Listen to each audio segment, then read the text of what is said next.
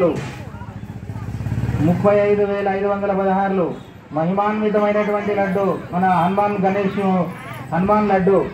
గణేష్ లడ్డు చాలా మహిమాన్వితమైనటువంటి లడ్డు 35,516 భాషపోయిన నరేష్ గారి పాట. ఎల్లస్వామి గారి పాట 36,000. ఎల్లస్వామి గారి పాట 36,000 ఒకటోసారి. భాషపోయిన నరేష్ 43,516 43,516 43,516 మూడోసారి. 43,516 మూడోసారి.